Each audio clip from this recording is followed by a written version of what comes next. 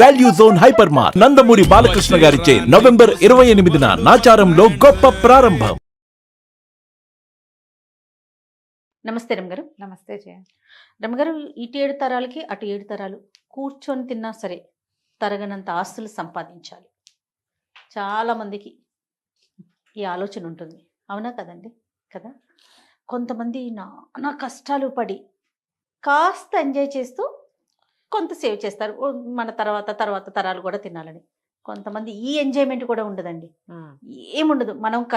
మనం ఒక్కరు ఈ జనరేషన్ మనం కష్టపడితే తర్వాత వచ్చి ఒక 7-8 తరాలు హ్యాపీగా చక్కగా అనుభవిస్తారనే ఆలోచనలో కొంతమంది ఉంటారు. నాకు అనిపిస్తుంది, ఇప్పుడు మనం ఎంజాయ్ చేయకుండా వాళ్ళ కోసం దాచి పుట్టుకుని మనకి ఏదన్నా అయితే, ఒకవేళ నువ్వు ఎంజాయ్ చేస్తావు అయినా దాస్తావు, అప్పుడు ఎంజాయ్ చేసి దాస్తే కొంచెం పర్వాలేదేమో అని నాకు అనిపిస్తుంది. అంటే ఇప్పుడు ఇంత కష్టపడుతున్నందుకు మనకు ఒకటే జీవితం కదా, తర్వాత ఏమవుతుందో మనకు తెలియదు కదా. ఈ జీవితంలో మనం కూడా కొంత ఎంజాయ్ చేయాలి కదా, ఆనందించాలి కదా. మరీ కట్టేసుకొని అన్నీ స్ట్రిక్ట్గా ఉండి ఎక్కడికి వెళ్ళకుండా ఏమి తినకుండా ఏమి పెట్టుకోకుండా, అది తప్పు. అది తప్పు కాదు. నువ్వు ఇప్పుడు హాయిగా ఉంటావు, ఎక్కడి నుంచి దొరికితే అక్కడ ఎవరిని అణిస్తే వాడిని అట్లా చేయకూడదు. మరి అదేగా జరుగుతుంది. అణిచి కాదు, అణచకుండా ప్రాపర్గా. జయ, అణచకుండా నీకు ఎక్కువ డబ్బు ఎలా వస్తుందో చెప్పమ్మా.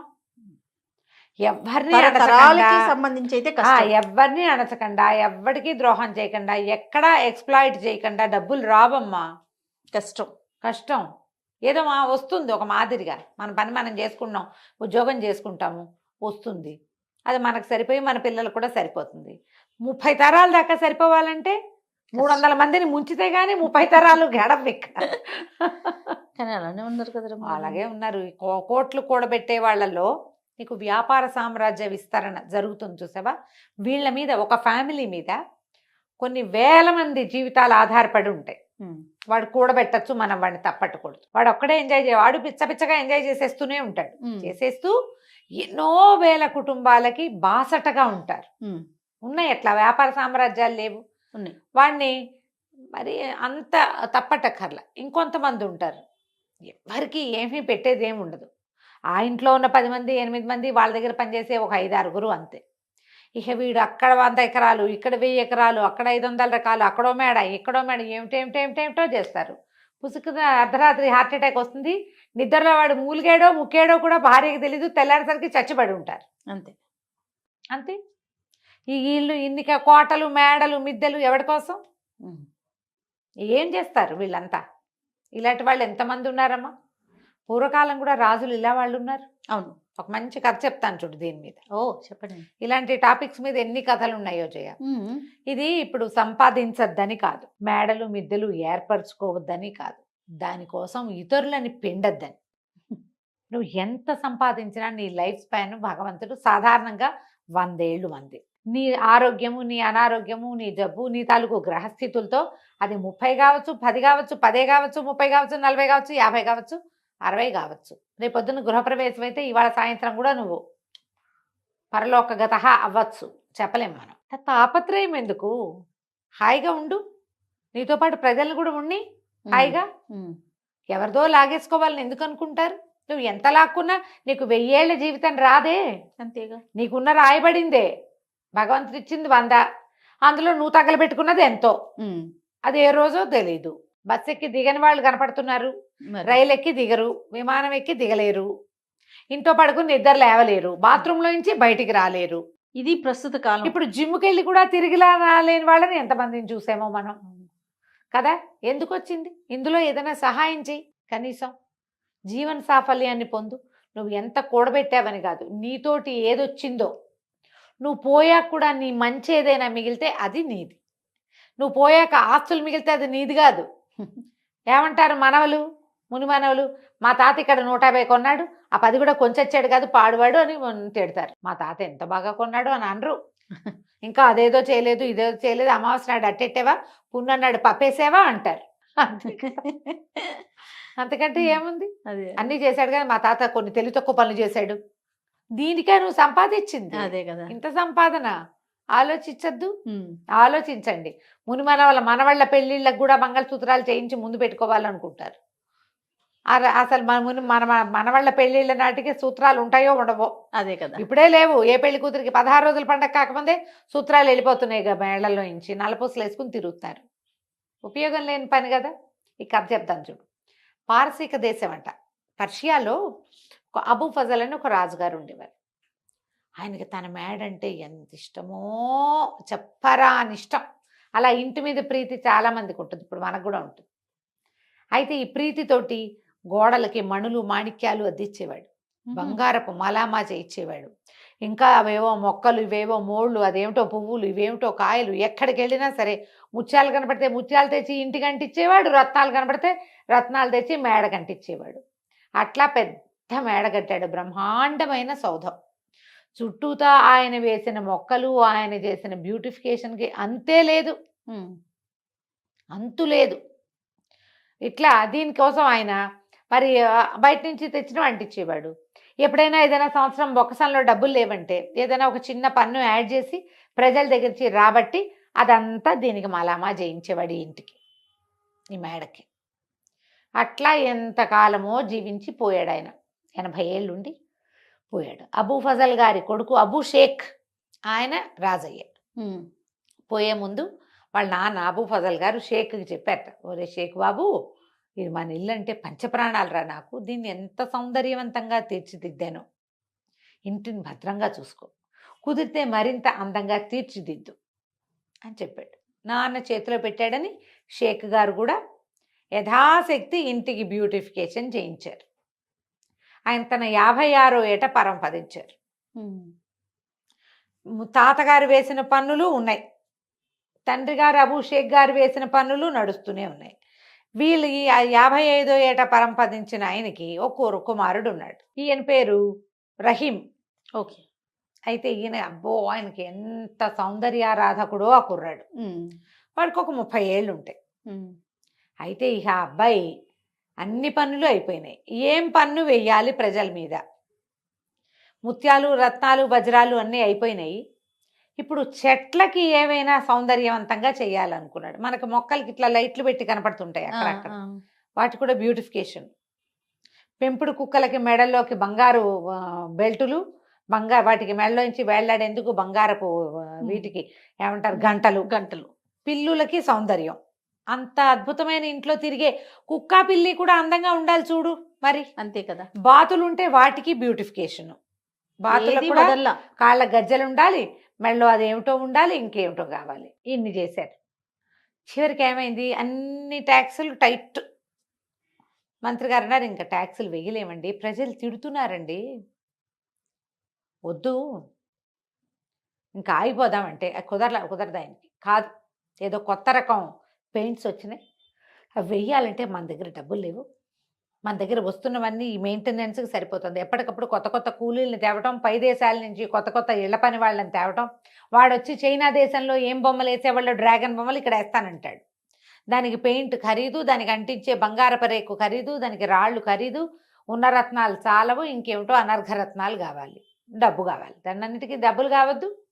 అందుకని ఏం బాగా ఆలోచించి ఆయన 4 పన్ను విధించాడు. 4 పన్ను. ఎవరెంత మాట్లాడితే వాళ్ళకంత పన్ను. 4 వాడడం. తిండికి వాడుకోవచ్చు, మేము కాదనం, దానికి అసలు మాకు అభ్యంతరం లేదు. కానీ మీరు పబ్లిక్ లో మాట్లాడారంటే మీరు ఎంతసేపు మాట్లాడారో దానికి తగ్గట్టుగా.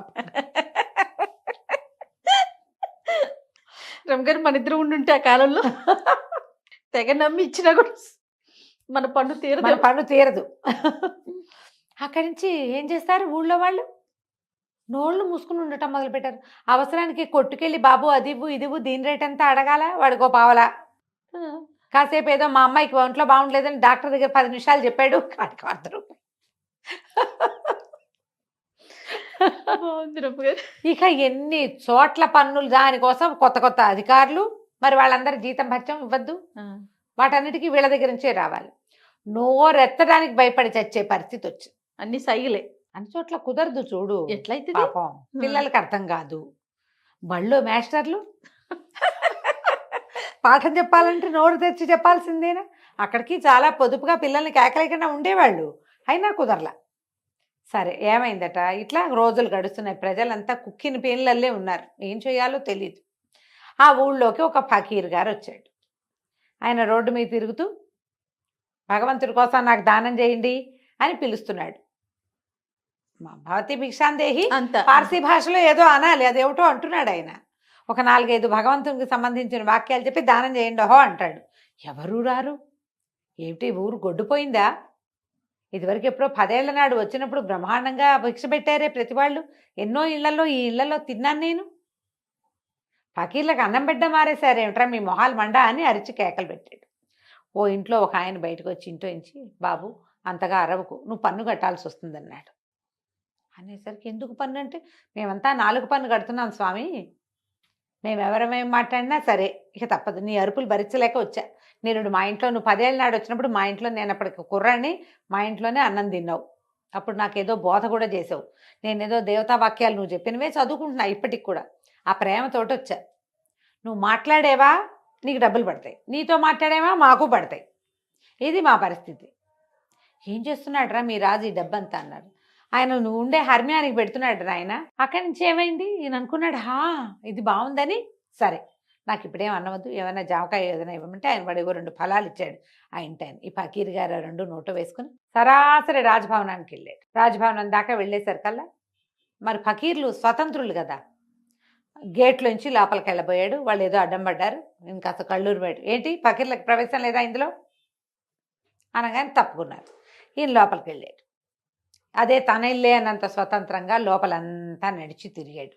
ఎక్కడో వంటశాల వాసనలు వస్తున్నాయి, అక్కడికి వెళ్ళాడు. వెళ్ళి అక్కడ పేట వేసుకుని కూర్చుని పెట్టు అంటే శుభ్రంగా అన్నం పెట్టారు. అయినమంతా అంత జోరుగా వచ్చి అడిగితే రాజుగారికి ప్రీతిపాత్రుడై ఉంటాడు అనుకున్నారు వాళ్ళు. లోపల నుంచి మొదట గేటు దగ్గర ఆపారు, కానీ తర్వాత వాళ్ళు ఎవ్వరూ ఆయన ఆపల. జోరుగా వచ్చేసాడు లోపలికి. మనం తక్కుతూ తారుతూ వెళ్తే అవతల వాళ్ళు అనుమాన పడతారు. మా ఇల్లే అన్నట్టుగా వెళ్ళిపోతే ఎవరేమంటారు. చక్కగా వంటశాలలో పక్కన పేటేసి కూర్చుని శుభ్రంగా ఆ రోజు రాజుగారి కోసం వండిన వంట అది భోజనం చేసాడు. విస్తట్లో వడ్డిచ్చేసుకుని, వాళ్ళ భాషలో ఏదో అంటారు, తెలుగులో కాబట్టి నేను విస్తరని చెప్తున్నా. అక్కడి నుంచి అలా నడుచుకుంటూ వెళ్ళి రాజుగారి ప్రత్యేకమైన గది ఒకటి ఉంది, మహారాజు గారి గది. అదే మనం ఏమంటారు చక్రవర్తి గది. మనం సూట్స్ ఉంటాయి కదా, ప్రెసిడెన్షియల్ సూట్స్, ఆ స్వీట్ రూమ్లోకి పోయాడు. పెద్ద మంచం, దాని మీద పట్టుపరుపు వేసింది. అది వెండి జరీతోటి నేసిన ఒక పెద్ద దుప్పటి పరిచింది. షాండ్లైర్స్ ఉన్నాయి, వింజామార్లు విసురుతున్నారు ఎవరో. పోయి మంచం మీద పడుకున్నాడు.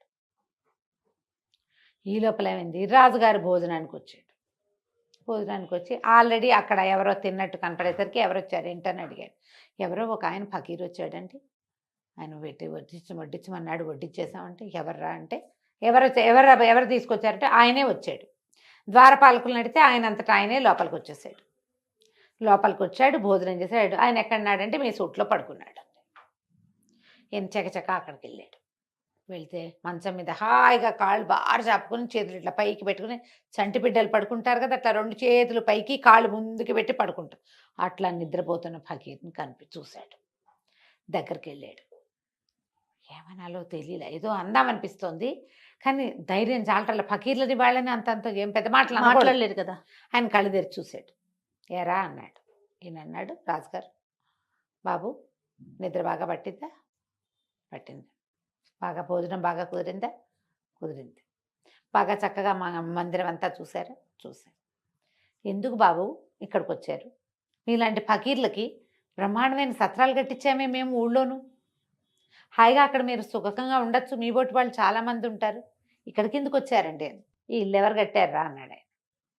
మా తాత అండి. మీ తాత ఎన్నేళ్ళు ఉన్నాడు? మా తాత 80 ఏళ్ళు వచ్చేదాకా బతికాడండి. తర్వాత ఎవరు వచ్చారు అన్నాడు. మా నాన్న వచ్చాడండి ఈ బిల్డింగ్లోకి. ఇది మేముండే ఇల్లు అని చెప్తున్నాడు. ఇది మేముండే ఇల్లు, నువ్వు అక్కడ ఉండాలి కదా అన్నాడు. అందుకే చెప్తున్నాడు అనమాట. మీ నాన్న ఎన్నేళ్ళు ఉన్నాడు? 55 ఏళ్ళు. మరి నువ్వెన్నేళ్ళు ఉంటావురా అన్నాడు. ఇప్పుడు నాకు 30 ఏళ్ళు అండి, నేను ఎన్నాళ్ళైనా ఉంటాను, ఎన్నాళ్ళలో ఉంటా, నాకు ఎంత టైం ఉందో అన్నాళ్ళు ఉంటా. మరి ఇప్పుడు ఇది కూడా సత్రమేగా. సత్రం అంటే ఏమిటి? ఎవరైనా వచ్చి ఉండి వెళ్ళిపోవచ్చు అంతే. నువ్వు ఇప్పుడు వచ్చావు, ఉన్నావు, వెళ్ళిపోతావు. వెళ్ళిపోకుండా ఇక్కడ కూర్చుంటావా నువ్వు? ఇది సత్రమే. నేను ఇదే సత్రం అనుకున్నా. ఎందుకంటే మీ తాత కట్టాడు, వెళ్ళిపోయాడు. మీ నాన్న దీన్ని పెంచాడు, వెళ్ళిపోయాడు. నువ్వు పెంచుతున్నావు, వెళ్ళిపోతావు అంతే. సత్రం ఇది. అందుకే వచ్చా లోపలికి. గటక్కుమంది రాజుకి. నిజం కదా? అంతేగా.